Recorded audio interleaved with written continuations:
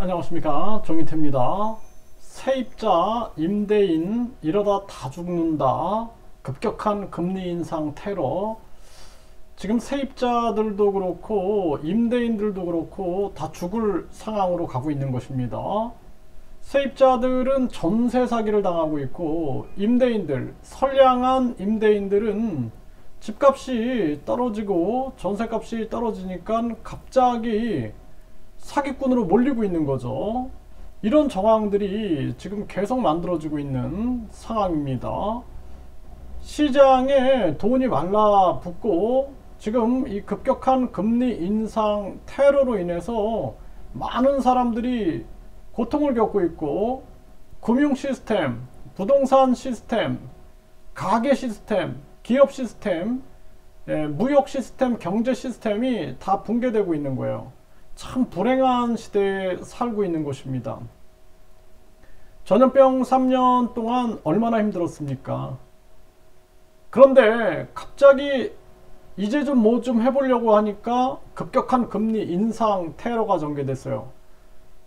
그리고 나서 또 공공요금 테러가 자행이 됐습니다. 그리고 나서는 전쟁 위기로 몰고 가는 거죠. 여러분들 한번 잘 생각해 보십시오. 이거 누가 조작하고 있다라고 생각하지 않습니까?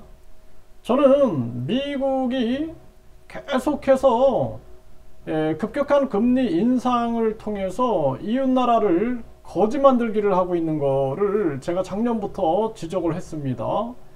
그래서 우리는 한미동맹이라는 이 체제를 가지고 있는데, 미국이 앞에서는 계속 전쟁 위기를 만들고 뒤에서는 경제를 약탈해 가는 거죠. SK, 삼성, 반도체를 약탈하고 뿐만 아니라 현대차, 기아차 뒤통수 치고 한국의 모든 기업들 미국에 투자하게끔 해가지고 메이드 인 USA 정책을 쓴 거죠. 그때 참 저는 불행하다라고 생각을 했습니다. 한국인들이 잘못한 게 없어요. 한국인들은 전염병 3년 동안 그 고통을 하루하루 죽을 각오로 이겨낸 그 죄밖에 없습니다.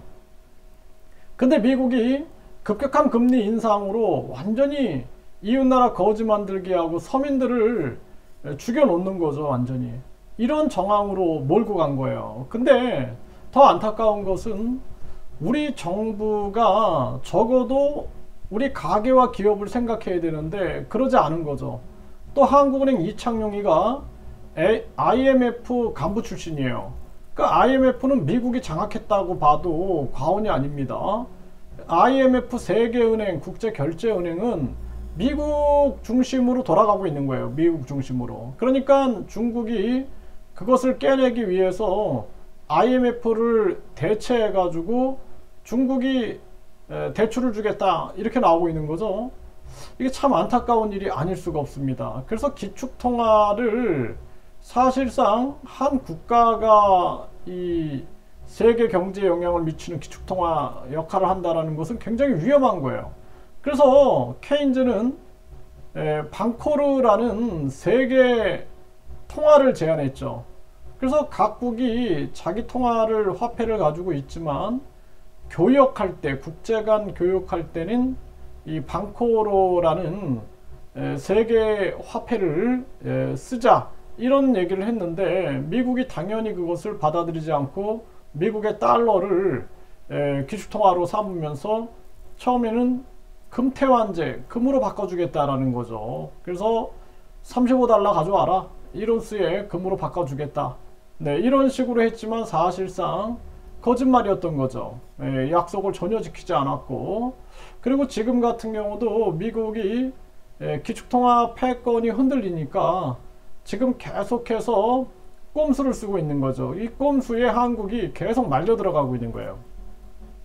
윤석열 대통령과 윤석열 정부가 의도적으로 같이 하고 있는 것인지 아니면은 모르고 섞고 있는 것인지 저는 알면서 끌려가고 있다라고 보고 있습니다. 네, 이걸 모를 리가 없어요. 그래서 우리나라가 지금 심각한 문제로 흘러가고 있는 거예요. 그래서 이 세입자들도 전세 사기범, 아주 악성 전세 사기범한테는 우리가 강력하게 대응을 해야 되지만, 선량한 집주인들이 있어요. 선량한 집주인.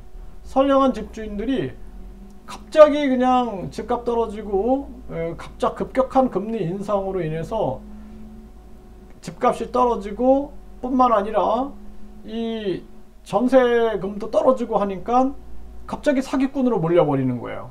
그러니까 이런 세입자나 집주인 이렇다 다 죽는다라는 거예요. 40만 임대사업자가 국토부를 찾았다라는 거죠. 그래서 이게 참 심각한 문제가 아닐 수가 없습니다. 그러니까 제가 봤을 때는 이 주택에 대한 DSR, 이 DSR을 완전히 폐지시켜야 돼요. 폐지시켜가지고 집주인이 만약에 이 집값이 떨어져가지고 이 전세금을 못 돌려줄 상황이 발생되면은 빨리 그 돈을 대출받아가지고 그래서 전세 반환 대출을 활성화시켜갖고 대출을 해줄 수 있는 그러한 체제로 만들어야 된다. 그렇지 않으면은 뭐 일반 선량한 집주인들은 다 집을 경매로 지금 내놓고 있는 정황이에요.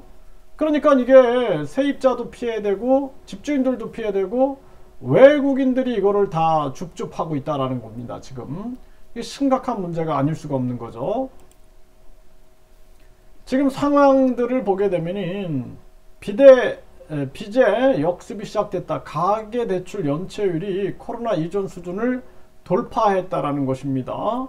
그래서 계속 이 지금 빚 문제가 계속 터지고 있는 그러한 정황이고, 빚내서 빚 갚는 악순환, 전세금 날린 청년들이 발을 동동 구르고 있다라는 것입니다.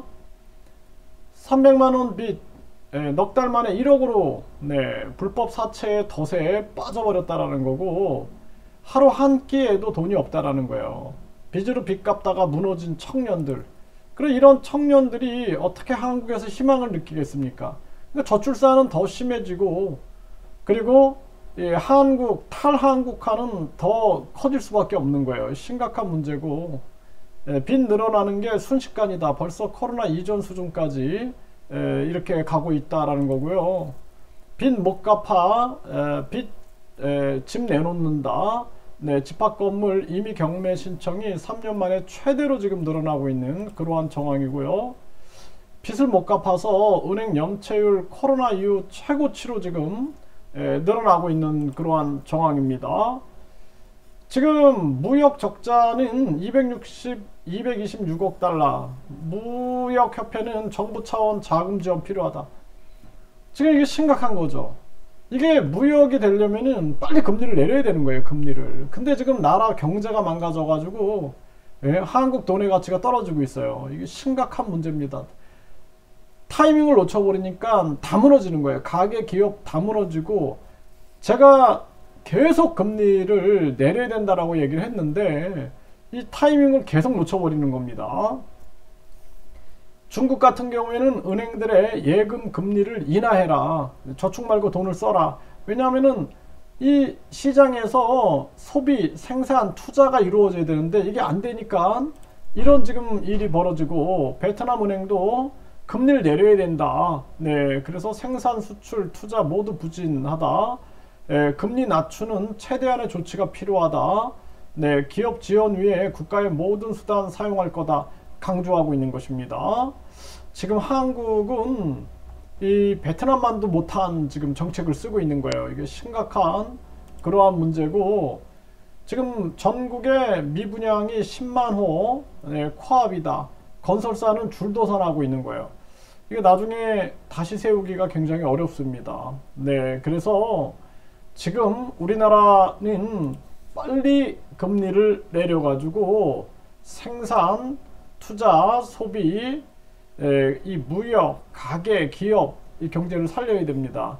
아니면은 계속 우리 국민들은 집을 경매로 내놓고, 그리고 외국인들이 와서 집을 사가고 뿐만 아니라 현금 부자들이 또 집을 사가고, 그러면서 결국에는 부익부 빈익빈이 더 가속화되는 거예요. 일부러 이렇게 한다라면은 지금이라도 생각을 바꾸길 바랍니다. 국민들은 죄가 없어요. 네, 국민들은 죄가 없습니다.